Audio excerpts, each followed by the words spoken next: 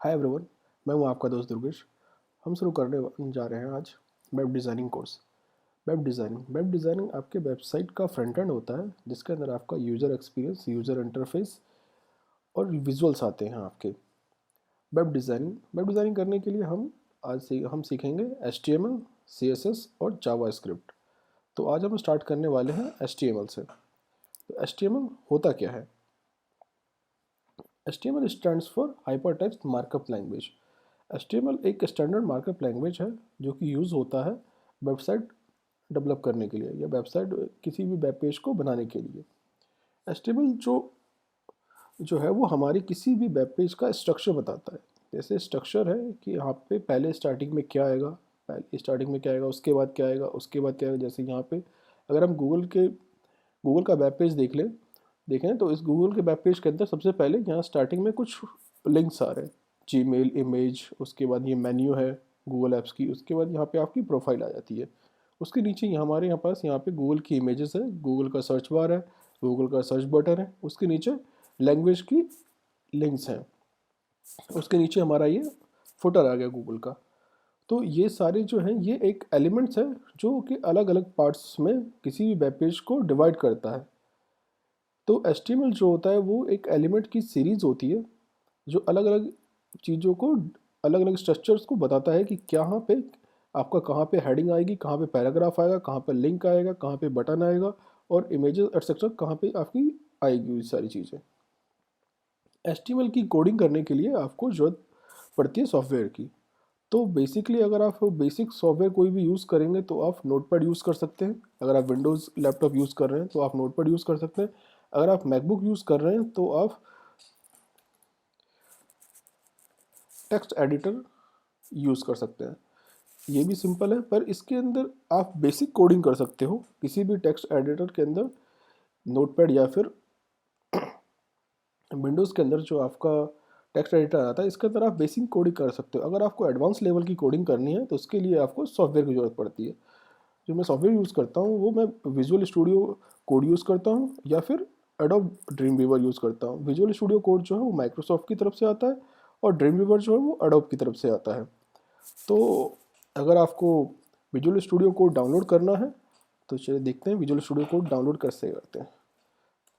मैंने गूगल में जाके सर्च किया विजुअल स्टूडियो कोड, उसके बाद फिर मैं डाउनलोड पे गया। डाउनलोड के अंदर आपके पास ये सारे ऑप्शन दिखा देता है विंडोज़ का। विंडोज़ आपका 8, 10, 11, 64 बिट आपका सिस्टम है या फिर 62 बिट है, या फिर आप उबुंटू यूज़ कर रहे हैं या फिर लिनक्स यूज़ कर रहे हैं या फिर आप मैक यूज़ कर रहे हैं, तो आप यहाँ से डाउनलोड कर सकते हैं। जैसे कि मैं मैक यूज़ कर रहा हूँ तो मैं मैक अपना डाउनलोड करूँगा। जैसे ही मैं डाउनलोड पर क्लिक करूँगा उसके बाद आपका ये thank you for downloading VS code for Mac, ये आ गया आपका। तो मेरे पास पहले से इंस्टॉल है तो मैं इसको डाउनलोड नहीं करूँगा। अगर आपके पास नहीं है तो आप उसको डाउनलोड कर लेंगे, सिंपल है। आपको सिर्फ नेक्स्ट नेक्स्ट नेक्स्ट करना है। अगर आप मैक में यूज़ कर रहे हैं, अगर आप विंडोज़ में यूज़ कर रहे हैं तो आपको सिर्फ नेक्स्ट करना है, सारी परमिशंस देनी है उसको, जितने भी चेकबॉक्स आएंगे सारे चेकबॉक्स को आपको क्लियर करना है और वो आपका डाउनलोड हो जाएगा। और अगर आप मैक में यूज़ करते हैं तो आपको सिंपल उसको स्टार्ट करना है और वो आपका स्टार्ट हो जाएगा। तो ओपन करते हैं विजुअल स्टूडियो कोड को। तो ये हमारा विजुअल स्टूडियो कोड ओपन हो गया। ये कुछ इस तरीके से आता है। आपका हो सकता है कुछ थोड़ा डिफरेंट आए, क्योंकि आप फर्स्ट टाइम ओपन करेंगे, थोड़ा बहुत हो सकता है डिफरेंट आए, पर बेसिकली आता आपका ओपन इसी तरीके से होगा। गेट स्टार्ट पे आएगा, हमें ओपन करना है तो हम जाएंगे ओपन फोल्डर। पहले हम एक फ़ोल्डर क्रिएट करेंगे जहाँ पे हम अपनी सारी फाइलों को सेव करेंगे। ओपन फोल्डर पे गए, आप किसी भी फोल्डर का लोकेशन नया अपने डाल सकते हैं। मैं एक यहाँ नया फोल्डर स्टार्ट करता हूँ, एग्जाम्पल 1 क्रिएट। तो इसको मैंने ओपन कर लिया, एंटर किया, ओपन हो गया। यहाँ पे हमारा ये दिखा रहा है, ये ओपन हो गया। अब इसके अंदर हम यहाँ से एक नई फाइल जनरेट करेंगे। नई फाइल क्रिएट किया तो किसी भी वेब पेज को बनाने के लिए सबसे फर्स्ट फाइल जो हम बनाते हैं होम पेज की, या तो क्योंकि हम उसको होम पेज नहीं लिखते हैं, उसके अंदर हम लिखते हैं index .html, ये हमारी फाइल क्रिएट हो गई। इसके अंदर जैसे ही हम एक्सप्लेनेशन की प्रेस करेंगे और एंटर करेंगे तो ये हमारा कोड जनरेट हो जाएगा। और यही चीज़ अगर हम नोटपैड या टेक्स्ट एडिट में कर रहे होते तो हमें ये सारा कोड हमें यहाँ पे मैनुअली लिखना पड़ता। ये सारा, ये जो भी हम यहाँ पे देख रहे हैं जितना कोड है ये पूरा कोड हमें वहाँ पे मैनुअली लिखना पड़ता। पर यहाँ पे हमने एक शॉर्टकट से ये हमारा पूरा कोड, जो बेसिक कोड है किसी भी HTML का, वो हमारा जनरेट हो गया। तो हम देखेंगे इस कोड के अंदर कि हमारा क्या जनरेट हुआ है। फर्स्ट आता है डॉक टाइप HTML लिखा हुआ है। इसका क्या मतलब है? डॉक टाइप HTML का मतलब है कि हमारा HTML का कौन सा वर्जन यूज़ हो रहा है, HTML का कौन सा वर्जन हो रहा है। जो अभी हम यूज़ कर रहे हैं HTML5 यूज़ कर रहे हैं। उसके नेक्स्ट टैग है हमारा HTML, और उसके अंदर जो हमारा एलिमेंट लिखा हुआ है ये लिखा हुआ है लैंग्वेज EN। लैंग्वेज EN का मतलब है कि हम इंग्लिश में यूज़ करने वाले हैं। नेक्स्ट है हमारा हेड के अंदर हमारा आ गया टाइटल, ये मेटा आ गया आपका। नेक्स्ट उसके अंदर आपका मेटा नेम है। मेटा नेम के अंदर आपका view point, content, breath, device breath और इसकी स्केलिंग आ गई। ये बेसिकली यूज़ होता है, ये जो आप व्यू पॉइंट जो आपका यूज़ होता है किसी वेबसाइट को रिस्पॉन्सिव बनाने के लिए। जैसे कि आपकी ये वेबसाइट है, ये आपकी वेबसाइट है विजुअल स्टूडियो कोड की जो ये वेबसाइट है, हम देखेंगे ये हमारे लैपटॉप पे सही खुल रही है। पर इसको क्या हम अगर मोबाइल पे चला के देखेंगे तो क्या वहाँ पे सही चलती है ये? तो मोबाइल पे करने के लिए हमने यहाँ क्लिक किया और ये हमारा आ गया मोबाइल पे। हमारे मोबाइल पे किस तरीके से वेबसाइट दिखेगी, तो उसी चीज़ को वहाँ उस चीज़ को डिफ़ाइन करने के लिए हम यहाँ पे यूज़ करते हैं मेटा नेम व्यू पॉइंट का। उसके नीचे आ गया हमारा टाइटल यहाँ पे लिखा हुआ है डॉक्यूमेंट। जो टाइटल आता है यहाँ पे आपका आ रहा है documentation for visual studio code. ये चीज़ हम यहाँ इसके अंदर हेड में लिखते हैं। जैसे मान लीजिए यहाँ पे हम लिखने जा रहे हैं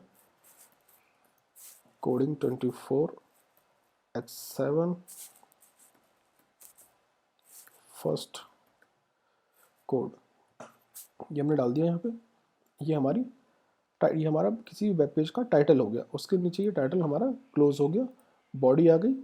बॉडी के अंदर जितना भी हमारा जो कंटेंट होता है, ये जो कंटेंट है हमारा, ये पूरा स्टार्टिंग से लेके यहाँ टॉप के स्टार्टिंग से लेके बॉटम तक, फुटर तक, हेडर से लेके फुटर तक, ये सारा का सारा हमारा बॉडी के अंदर आता है। जैसे कि हम ट्राई करके देखते हैं। हम H1 टैग लिया, इसके अंदर लिखते हैं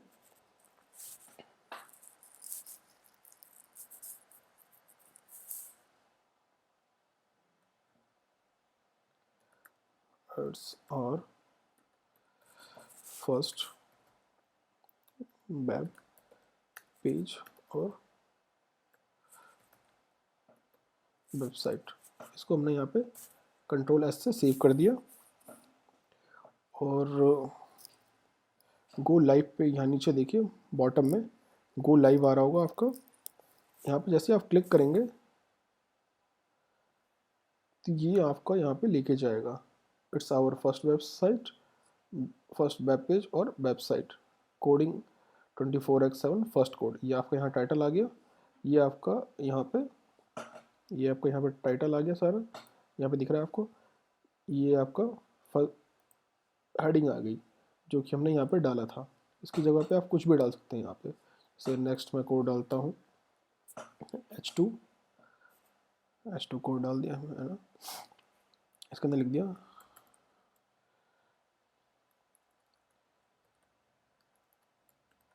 हाय माय नेम इज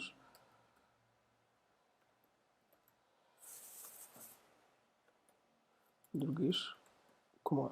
इसको मैंने सेव किया, देखिए यहाँ पे ऑटोमेटिक आ जाएगा hi my name is Durgesh Kumar, ये आ रहा है। अगर आपका ये शो ना हो यहाँ पे, अगर आपका गो लाइव का ऑप्शन ना शो कर रहा हो तो आप यहाँ एलिमेंट्स पे जाएंगे, एक्सटेंशन पे जाएंगे। एक्सटेंशन के अंदर ये आपका आ रहा है लाइव सर्वर। आप यहाँ पे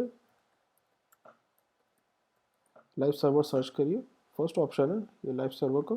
इसको ओपन किया, यहाँ से आप इंस्टॉल कर लेंगे, सिंपल आपका इंस्टॉल हो जाएगा। उसके बाद आपका यहाँ पे शो करने लग जाएगा आपका, तो वहाँ पे आपका शो हो जाएगा। उसके बाद ये ऑटोमेटिक आपका अपडेट होता रहेगा। जहाँ पे आप कुछ भी लिखेंगे, जैसे हम नीचे एक पैराग्राफ लिखते हैं, सेव किया, देखिए यहाँ ये पैराग्राफ आ गया आपका।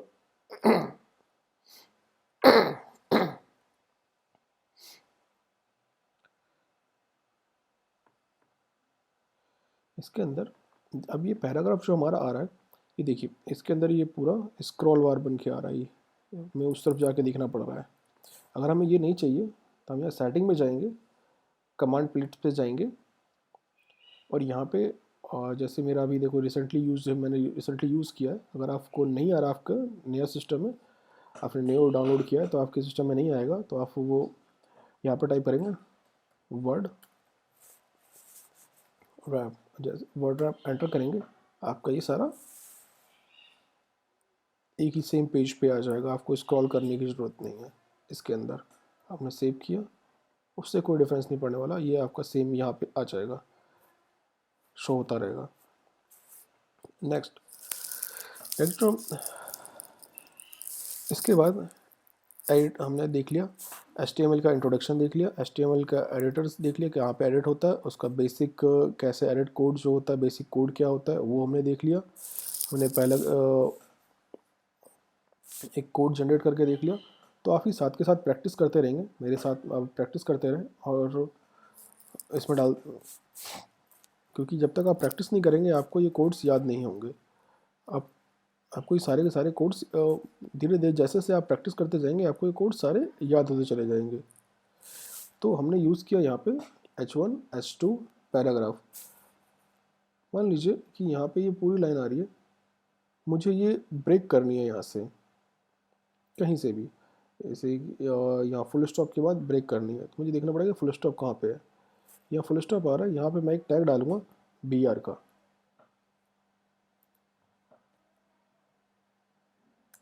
BR का टैग डाला, सेव किया, देखिए वो नेक्स्ट लाइन में आ गया, तो ब्रेक हो गया, वहाँ पे लाइन ब्रेक हो गया हमारा। तो ये HTML के एलिमेंट्स हैं जो कि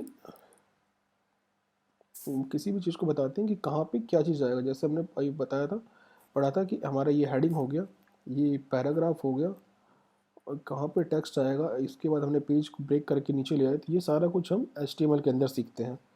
उसके बाद हम इसके एट्रीब्यूट्स के बारे में बात करते हैं कि यहाँ देख रहे हैं हम इसके अंदर लिंक्स लगे हुए हैं जितने भी सारे। हमने यहाँ पे क्लिक किया, ये कुछ और खुल गया, इसके अंदर ओवरव्यू पे गए, सेटअप पे या कुछ आ गया, यहाँ पे सेटअप और विजुअल कोड का कोड आ गया। ये लिंक्स हम डालते कैसे हैं, ये हाइप किसी भी वेब पेज में लिंक्स डालते कैसे हैं, उसको कहते हैं हाइपर एट्रीब्यूट्स। ये हमारे एट्रीब्यूट्स के अंदर आता है, एट्रीब्यूट के अंदर आता है, जिसके अंदर डालते हैं हम हाइपर एट्रीब्यूट्स। उसको यूज़ कैसे करते हैं,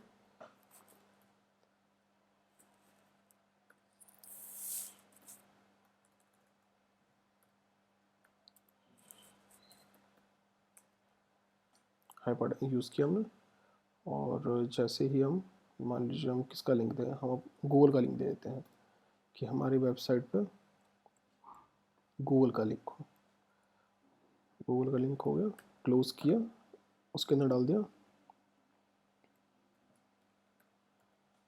गूगल, इसको सेव किया। अब देखिए यहाँ पे आपका चेंज हो जाएगा, आपका आ गया यहाँ पे गूगल। जैसे ही आप यहाँ पे इसको क्लिक करेंगे आप गूगल के वेब पेज पे चले जाएंगे। वैसे ही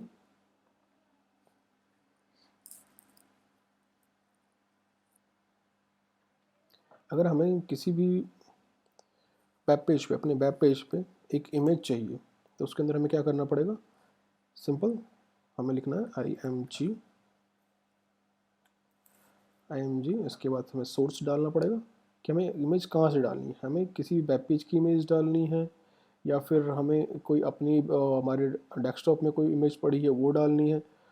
तो अगर मैं देखूं, जैसे मान लीजिए ये गूगल की इमेज है, मैं यही कॉपी कर लेता हूँ, गूगल की इमेज है, गूगल कॉपी, गए गूगल इमेज एड्रेस पे कॉपी कर लिया हमने।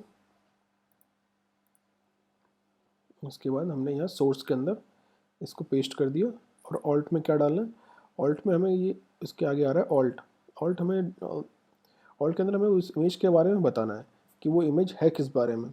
मान लीजिए ये इमेज गूगल हटा देता है या फिर चेंज कर देता है तो वहाँ पे वो ब्लैंक हो जाएगा। जैसे अभी चेक करेंगे, अभी हम इसको सेव किया हमने तो हमारे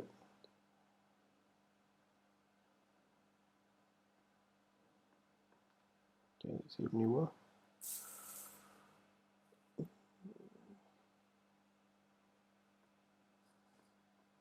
शायद गूगल परमिशन नहीं देता हमें, कोई और इमेज सर्च कर लेते हैं।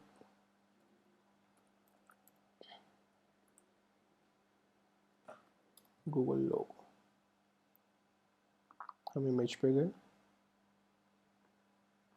कोई भी हमने इमेज ली और इसका हमने कॉपी किया,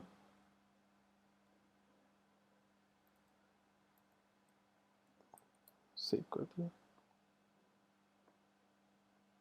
और ये हमारी वहाँ पे इमेज आ गई गूगल की। ये बहुत बढ़िया है, इसका हम साइज़ सेट करना भी सीखेंगे। पर अगर ये वेबसाइट यहाँ से हमारा ये इमेज हटा देती है, हमने जैसे यहाँ पे चेंज कर दिया, फिर यूआरएल में हमसे कुछ गलती हो गई तो फिर यहाँ पे ये शो नहीं करेगा इमेज हमारी यहाँ पे शो नहीं करेगी। तो इसके लिए हमें क्या करना पड़ेगा, इसके लिए हम यहाँ पे ऑल्ट डालते हैं।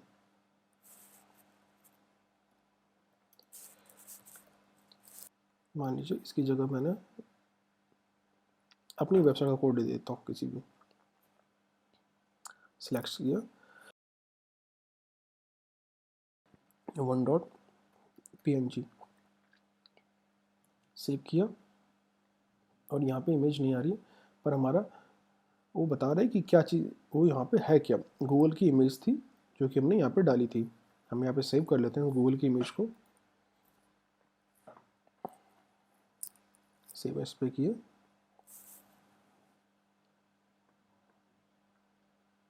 हमारे फोल्डर है example1, इसके अंदर हम सेव कर देते हैं गूगल लोगो के नाम से। सेव किया, हमारी इमेज यहाँ पे आ चुकी है गूगल 1 के नाम से।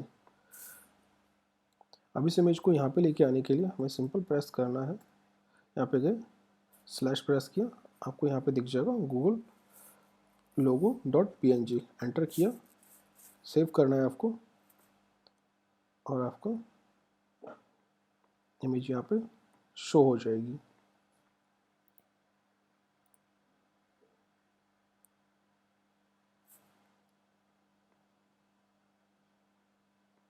ठीक है,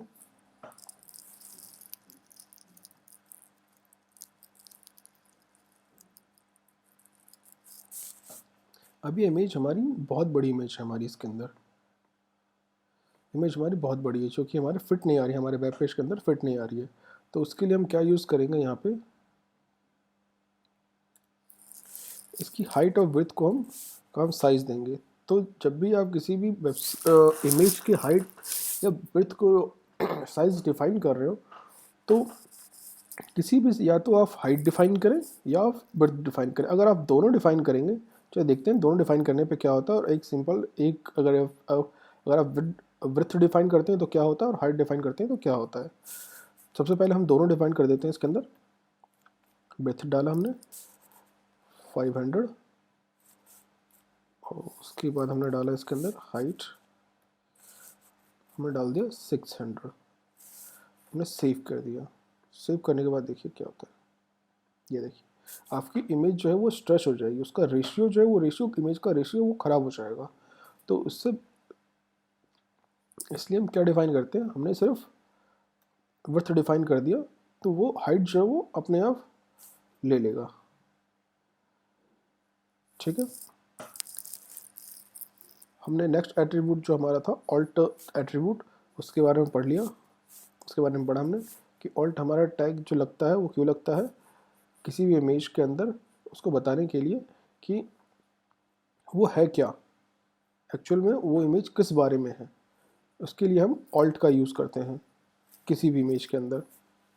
मान जैसे कि अगर हमने यहाँ पे ये कोड हमने डिलीट कर दिया, ये कोड हमने डिलीट कर दिया, इमेज हमने यहाँ से डिलीट कर दी, तो यहाँ से इमेज हट गई हमारी, पर वो बता रहा है कि यहाँ पे क्या था, वहाँ पे ये जो इमेज थी वो किस बारे में इमेज थी, यहाँ पे गूगल की इमेज थी, वो वहाँ पे शो कर रहा है।